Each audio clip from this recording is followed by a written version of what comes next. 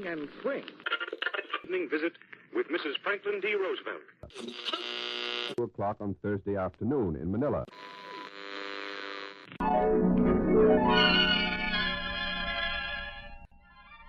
And now we bring you Forbidden Diary, the true World War II story of Natalie Crowder, based on her secret journal written from a Japanese prison camp in the Philippines. Episode 12, Lovers and Guerrillas. Previously on Forbidden Diary. Well, what were you running for? Frustrated Don Juan? Well, you don't have to run for office for that. It is a strain on the sex instinct to be so near and yet so far. Man, those guerrillas are like ghosts. They ambush the Japs and disappear up the mountains. They're driving them crazy. The rainy season has begun. The men say that it is fine weather for guerrilla activity. And now, Episode 12.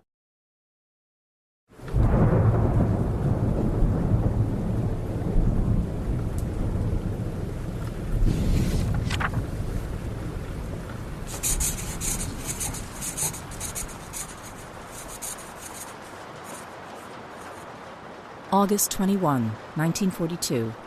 Our men were certainly correct about rain encouraging guerrillas because they're now in Baguio, fighting the Japanese just as typhoon season peaks.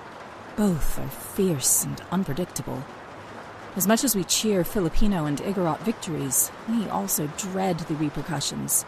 As soon as there's an uptick, the road destroyed, Japanese soldiers killed, Kempeitai interrogations increase.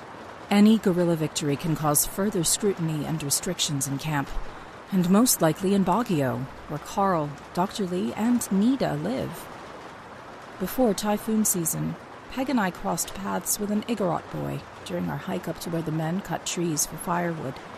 We thought this boy is the simplest, purest freedom, able to come and go on the paths of a hill. He smiled shyly, ready to pass by, but Peg, all out for adventure, beckoned him over. The boy squatted native fashion and told us that he was meeting one of our men to collect messages for native wives from their husbands in camp. He called news from America our side and reported that Roosevelt says not to be discouraged because the U.S. could retake the Philippines any time and would come like many birds. The boy is now in the guardhouse, caught for a third time carrying bundles of wood down the hill. His hands are handcuffed behind his back, and he's leaning forward on the chair as though it hurts to have them tied that way.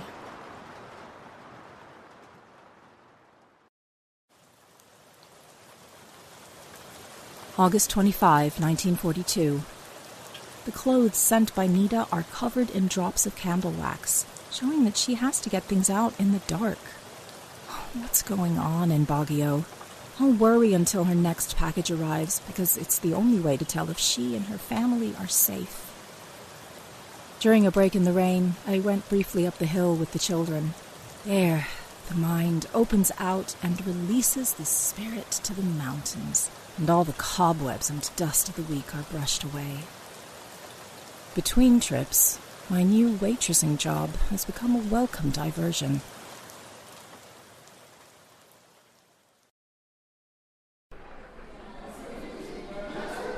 Well, that's great, Natalie. I was surprised when May asked me to take over for Frankie. Are you going to be able to pick up those trays? They look pretty heavy. Oh, May said I could carry just 1 or 2 plates at a time. My wife, the waitress. Well, nothing like learning to be a waitress and charwoman in your 40s, huh? How about learning how to clean tripe and use a saw in your 50s? Hey, did you read about the camp store in the newsletter? I did. The committee finally took it over. Arthur said Hayakawa had to do a little arm twisting. Well, it's about time. The so-called owners were jacking up prices, and that privileged set doesn't need any more extras to rub everyone's noses in. Well, the store's cash only now, so no more loan sharks and middlemen. Well, good. Remember when they tried to sell bread for 25 centavos above cost, and people refused to buy it? Uh-huh. And that poor woman who baked them wept when the loaves were just left to spoil. Yeah, that was a real shame. And all because someone wanted to make a profit.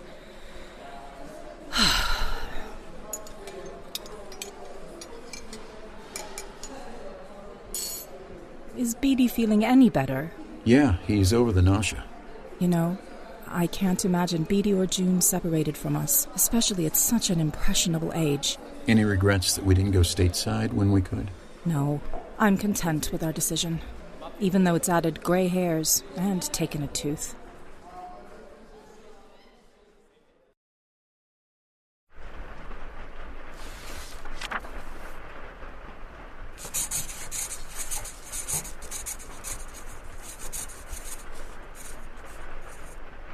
August 28, 1942.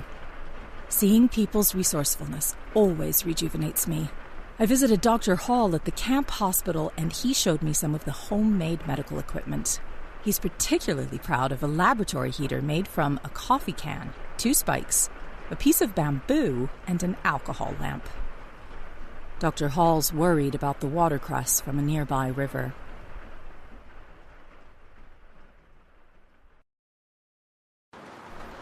I don't care what people say, Natalie. Boiling watercress isn't going to make it safe to eat. We've got 2 cases of river fever, and I'm concerned it might be the source. Well, is our water safe? I see you're using a rain barrel. The drinking water is safe, but not so great for sterilizing instruments. It leaves a powder, so we use rainwater for that and as a substitute for distilled water in sterile solutions. Not having a microscope, felt like I was missing my right arm. Oh, but you have one now. With all of the diseases around here, Camp Holmes must be a pathologist's dream. Well, I don't have to travel far to do research. Now, I've spent a lot of my career studying dysentery. Well, what a magnificent opportunity this is for you. It's been delightful. Well, I'm glad someone's happy around here. Did you see Daphne's posters around camp? Mm-hmm. A specimen in time saves 9. Clever bunch, aren't we? Take a look at this staining tray. It's a glass dish the shop found on a scrap heap. See, the slide in the center is supported by an inkwell. Is this what I think it is? A prenatal incubator. It's made from a pasteboard box, an electric lamp suspended by a long cord, and a clinical thermometer. We regulate the temperature by lengthening or shortening the cord and watching the thermometer. Surgery's upstairs. Want to see it? I would.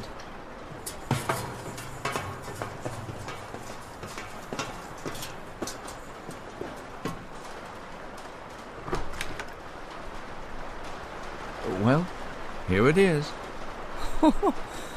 I'm impressed. All things considered, we're pretty proud of it. A lot of things came from Notre Dame Hospital. You know, surgical tables and supplies. What's this? A steam autoclave to sterilize instruments. We still have to dry them in an oven.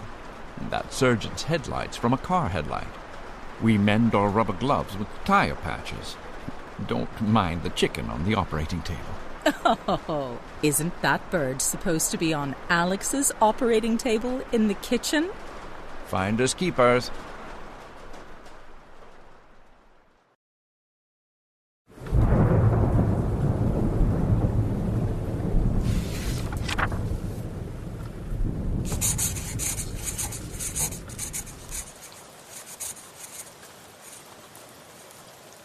August 29, 1942. I'm drained and fed up with human beings. The constant furtiveness in camp, the low ebb of ethics, the shrugging shoulders, and the petty graft had me down for a few hours today. How they can all be so swell and so rotten within such a short space of time is incalculable, and I give up.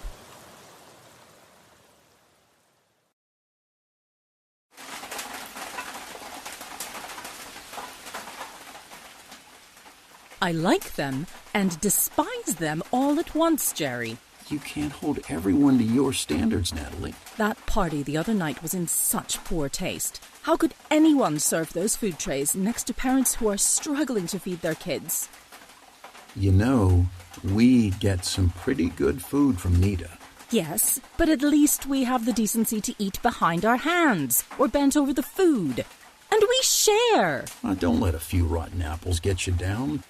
Look at the guys at the shop and all of the work they do for everyone. Well, look at what happened to all of those cans of milk that you donated back in February for babies and children that went into people's coffee. There was enough for 3 months for the 4 of us. You were furious. Well, I ain't gonna get all revved up about that anymore. It's not worth it. And anyone who tries to make or follow the rules is the butt of wisecracks and criticism. Oh, it's so juvenile. It's only a few people, Natalie. But look at the effect it has. It's why most of the committee members won't enforce their own rules and say that nothing can be done. Oh.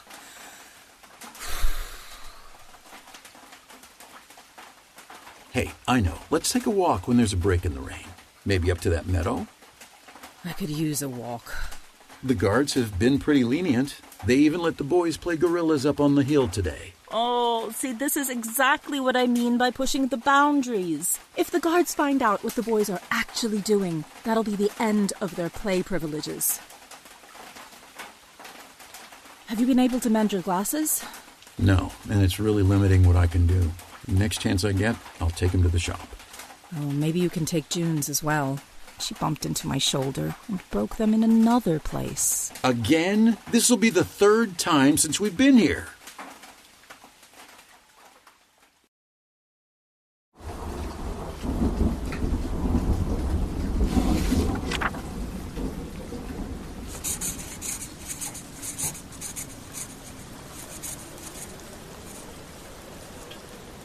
September 20, 1942. This typhoon season has turned into the strongest one yet. A wild one, with all of us stuck in the barracks. These past days of non-stop rain feel like 10 years. I spent most of today under a blanket, trying to get warm. Our quiet hour was non-existent, with 2 school groups reading aloud in each corner, intoning Romeo and Juliet in young, monotonous voices.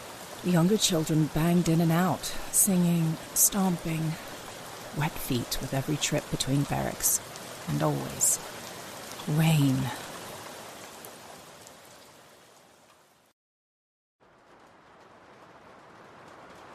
September 22nd, 1942. It looks like the Japanese are preparing to battle the guerrillas here because another truckload of soldiers arrived today. During Japanese class, 2 of the new soldiers came running by the door with bayonets, almost cutting each other, and asked Miss McKim the way to the road. Ahead of them, more soldiers ran about with bayonets, breathing fast, looking every inch like they were defending their lives. The last thing we saw before sunset was a file of 20 Japanese soldiers climbing the rise in back of camp. The guards have been so antsy lately that the shortwave radio had to be dismantled, as it was nearer and nearer to being found. Until things calm down, there'll be no more authentics circulating word of mouth.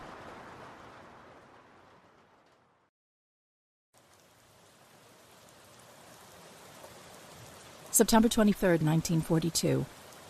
Well, all is back to normal in camp, at least on the surface. We went to Father Gowan's lecture about his various school experiences in the Philippine mountains and China. He was witty and vigorous, so there were roars of laughter. Later, after a final cup of tea in the kitchen, I sent Jerry home to warmth and sleep, and then sat alone on the front bench. Upstairs, the rumor gang could be heard speculating why the Japanese are so jittery, and complaining about how we now get plenty of attention after a period of none. The talk then shifted over to how life will be different after the war.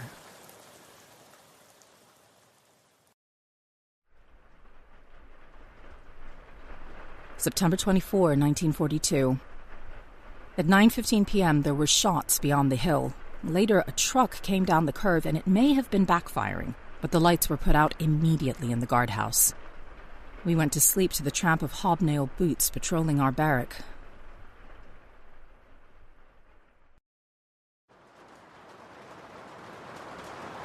September 25, 1942. Rumors are floating about guerrilla supplies received by submarine, and that Filipinos are fleeing to the lowlands or trekking up the mountain trails with their belongings. Tensions are so high that the enemy issued more rules.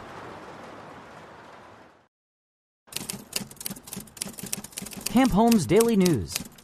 New camp rules by order of the Nipponese Guard. 1. The hillside is out of bound except for the wood crew. 2. Women are not allowed at the pig pen. 3. Everyone must be in their bunks after lights out at 9:30 p.m., except the kitchen crews and those using the bathrooms. 4. No loitering or smoking cigarettes behind the barracks or on the stairs. 5. Offenders will be punished.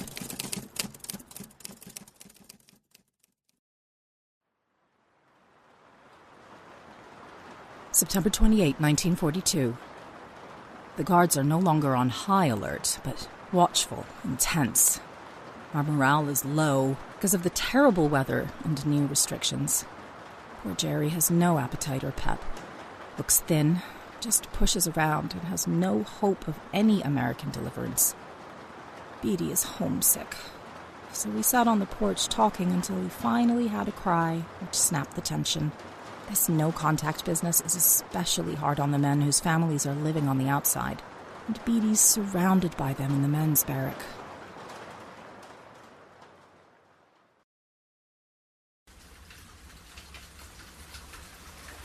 Here. Blow. Feel better to get it off your chest. Yeah, but I want to stay over here, Mom. The men are cross all the time and swear about everything. It's just their way of blowing off steam, sweetie. They don't have any time for us kids. They play poker all day and night. That's all they do.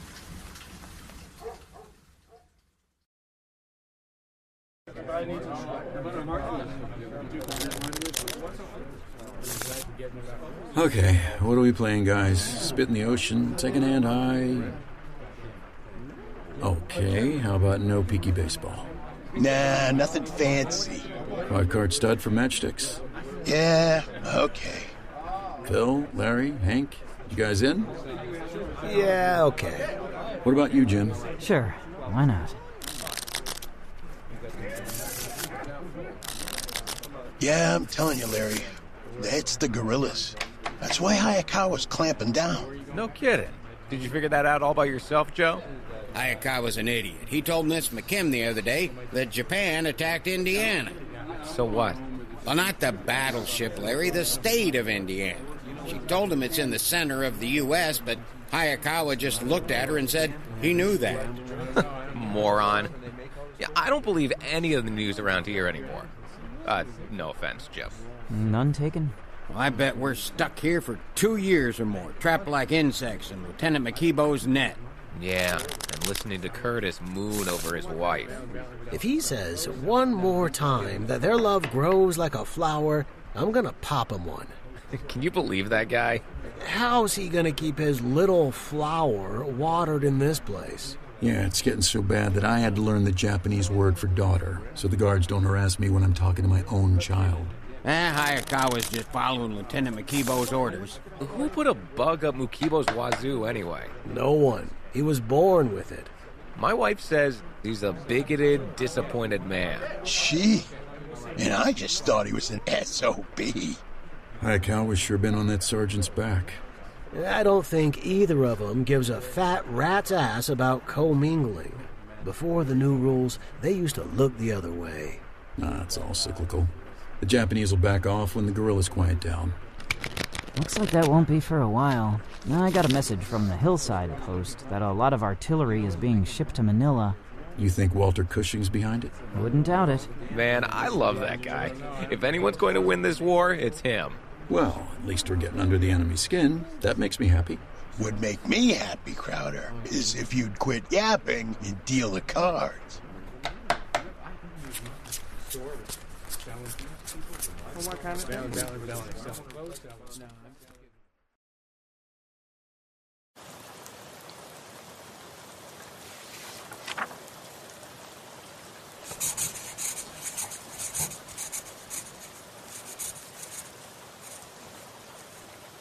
September 30, 1942. We heard that Dr. Lee's husband died of malaria and malnutrition at Cabanatuan, where 2,000 officers are in prison camp, badly fed and in poor health.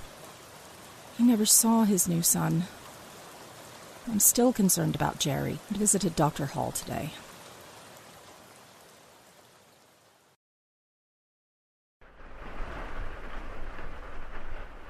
Well, Dr. Hall, that sure explains why we've all been so hungry. Well, very simple. The committee runs out of money at the end of the month, so less food. I know that the committee has been hitting up Hayakawa, but he just squirms out of the discussion. Poor June's got no pep at all. We'll get more food at the beginning of the month. Oh, Jerry's so gaunt and grey in the face. I don't like to hear that. He's got to let us monitor his temperature. He knows he's got pulmonary problems. Are his ankles still swollen? Yes, but the yeast has helped. Well, he's vitamin B deficient, but he's not the only one around here. His disposition is impossible, Doctor. I have 3 children on my hands. Since losing his glasses, he claims there's nothing to do but play poker. It's like a drug. He refuses to pick rice. Says that he's done enough for this damn camp and still burns over the canned milk he turned in last February. I thought he'd put that in the past. This is just not like him. Well, I can't do much about his temperament, but have him come in and I'll take a look at him. Thank you. He'll snap out of it, Natalie. A dose of good news is the best medicine. Yes, well, we all need inspiration and cheering, but sure aren't going to find any here. How about Robbie, our miracle child? There's some inspiration for you. Have you seen him pushing himself in that little go-kart? He's learning to walk again. God, what a place for a child to get encephalitis. True, but he's fortunate. And I'm not just feeding you a line, Natalie, he really is. We have an excellent masseuse, and she's making Robbie use those legs. Frankly, I don't think the kid has a choice. Maybe I should send her over to Jerry. But he'll get no sympathy from her. How's that canker sore in your mouth? Worse. Well, let me take a look. Open. It's from the starchy diet. Are you still taking yeast pills? Yes. Gargling with salt water will help. Are your hands and arms still feeling numb? Yes, it's about the same. Well, let's see if this vitamin B extract works better for you than the yeast. We make it here by extracting it from rice hulls.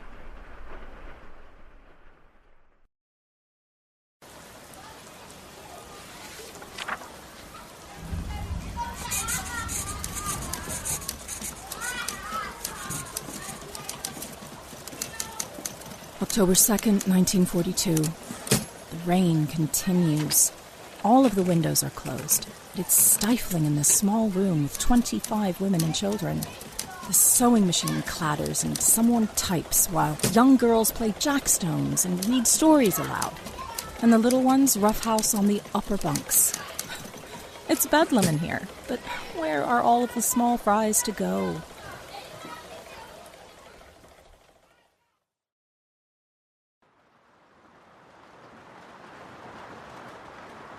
October 6, 1942. Jerry told me that Walter Cushing was shot in a surprise attack while eating at the table, which must mean betrayal by a collaborator. The natives adore Cushing and his tireless efforts to do anything possible to obstruct enemy occupation. He was a torchbearer, keeping up Philippine morale during these difficult months of waiting for America. The enemy wrapped his body in banana leaves and laid it in a shallow grave. Hundreds braved the wrath of the Japanese to see his body. When he was buried, some stayed until the Japanese left, and then buried his body deeper so dogs couldn't dig it up. Just when we thought we couldn't get any more down in the dumps, a wonderful bag from Nida arrived with roast leg of goat, hearts of artichoke, a can of asparagus, jar of mayonnaise, 2 bags of lemons, and cigarettes.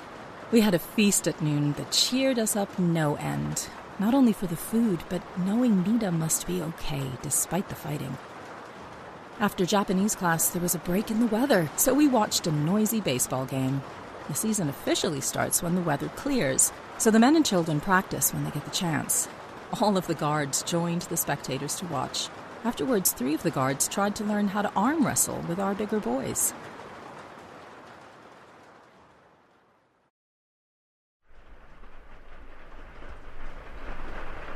October 16, 1942.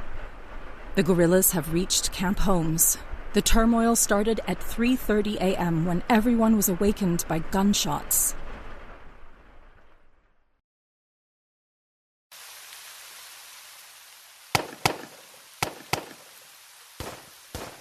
What was that? I don't know. Sounds like it came from the road below the barracks. I don't see anything. There are some little pings coming from the hills. Diane, those aren't pings. That's pistol fire. Well, they certainly sounded like shots to me. Everyone, get down, for heaven's sake.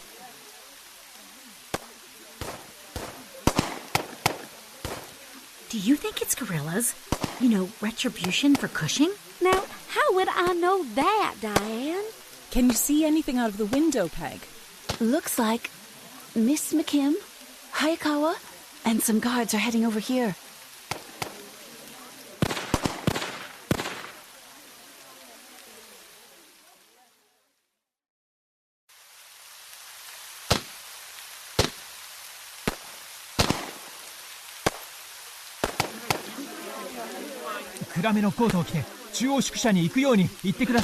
Everyone, please.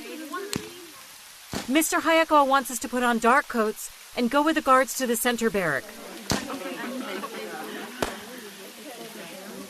Here's your coat, June. Wait, hold on a sec. I need to get something. Where is it? Where is it? Mommy, what are you doing? Where is it? Oh my god. Where is it? What, Mommy? Oh, here it is. What? Nothing, dear. We'd better head out.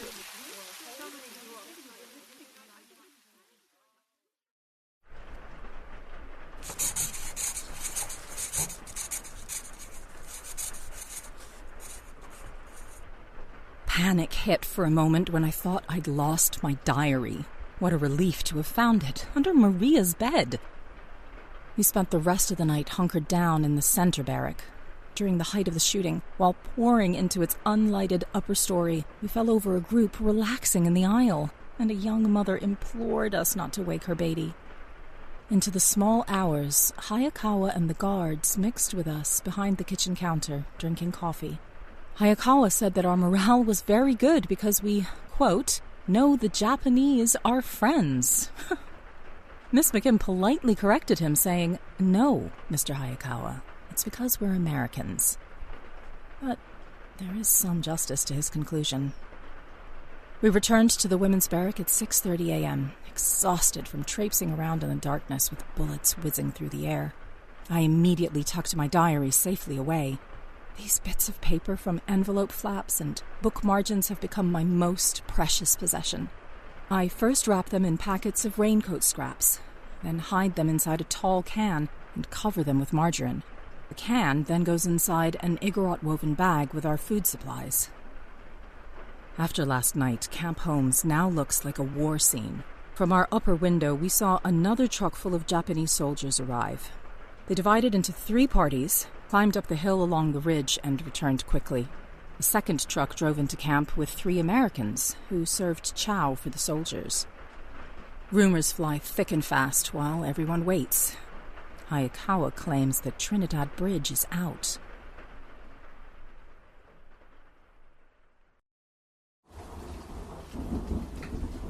October 17, 1942.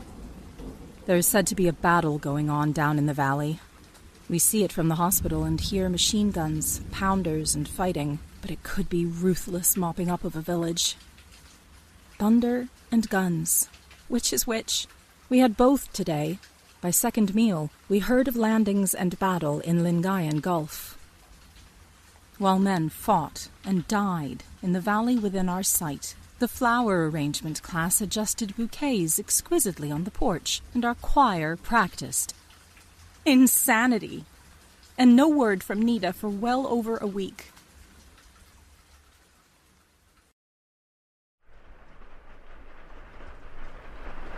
October 18, 1942. We continue to tack back and forth between wartime horrors and the ridiculous. While guerrilla battles continued nearby, mattresses were seen going to the guardhouse. Word went around that a venturesome young married couple had been caught out of bounds and co-mingling. Major offenses at the moment. Hayakawa summoned Miss McKim to the guardhouse.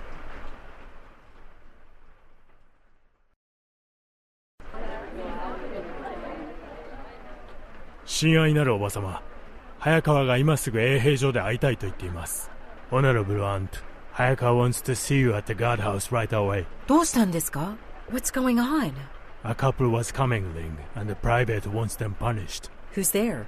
早川, the private, Arthur, and the couple and their parents. Please help me understand. Why does the opinion of a private matter? Don't you and Hayakawa outrank him? He's in the Imperial Japanese Army, and we are only civilians from Baguio.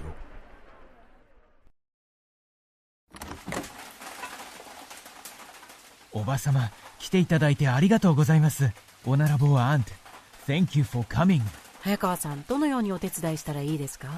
How may I help, Mr. Hayakawa? 彼女ですか? Is this her? 兵隊さんが気に入らないことが The private is upset about. 囚人たちに刑務所に行くよう伝えてください。What's he saying, Miss McKim? The private wants to take the couple to jail, Arthur.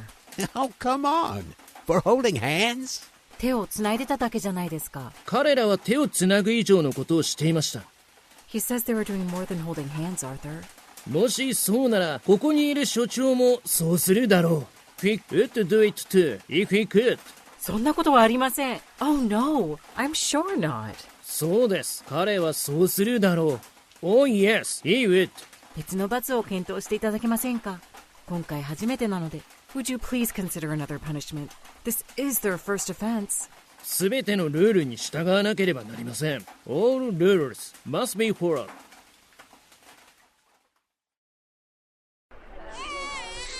Then what happened after that? Well, after several hours, the private finally agreed to a lighter punishment. I sympathize with those kids. We'd all like to see our spouses. I still don't understand how a private can lord over a prison commandant, even if he is in the regular army. That's the pecking order, Natalie. The military has very high status in Japan, but I think it was more than that. Tensions are high because the Japanese are petrified about what the guerrillas might do to them. Anyway, I'm just grateful that the private finally settled for a night in the guardhouse as punishment. Wait, both of them? Together? Well, yes and no. They have to sleep with a guard between them.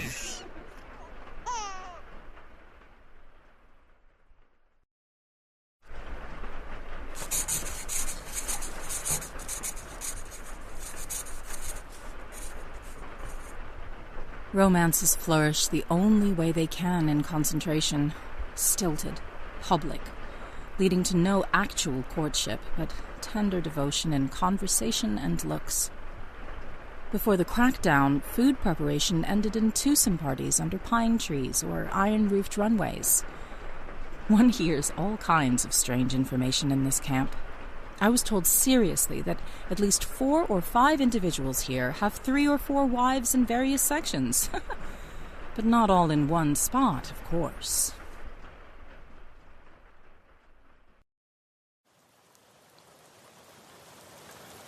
October 22nd, 1942. There's almost an ominous silence as trenches are dug around camp with a feeling of waiting for something. Camp is so different from 3 months ago. The guards are doubled, now 18, and they feel better about it. Because there aren't enough pots in the guardhouse, they bring rice to be cooked with ours in the kitchen. God help them. The guards get less food than we do, so their meat is supplied from our beef. They ask for and get enough meat for 18 individuals, which is reasonable. But what we feed, 64 people. I spent the morning with a hot water bottle on my swollen face, nursing an abscessed tooth, and viewing funeral services out my window for Mr. Polson, who died after surgery for appendix adhesions attached to his kidney. The memorial service brought sorrow and death very near. The choir sang, and Mr. Roberts' eulogy floated down past a long file of people who ranged the length of the mesa-like bank of the hill. Mrs. Polson wore Aurora Kazon's black dress.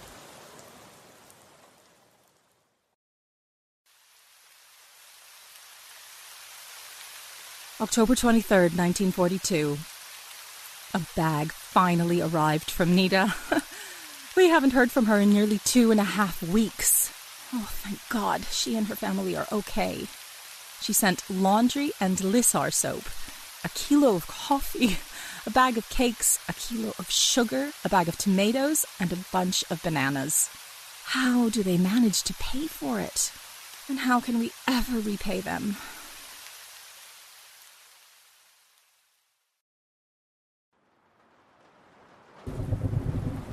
October 27, 1942. The guerrilla activity has lessened these past few days, and somehow life seems to be back to the way it was. But for how long, we all ask. In the meantime, everyone is angry about something. The committee is having a hard time placing the newly arrived Catholic sisters into new living quarters. Spaces have been measured, meetings held, everyone dissatisfied, and the sisters are, well, miffed. One sister declared at a committee meeting, "Every place has been suggested for us but the pig pen, so I guess we're not good enough for even that." The last suggestion was the barber shop, which may be it for the sisters.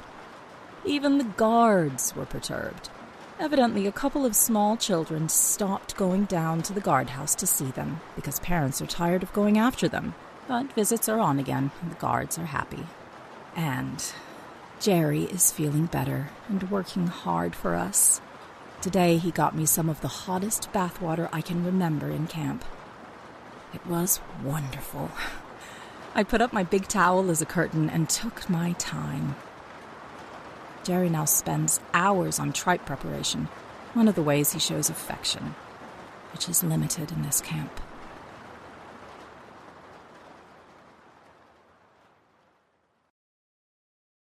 This concludes episode 12.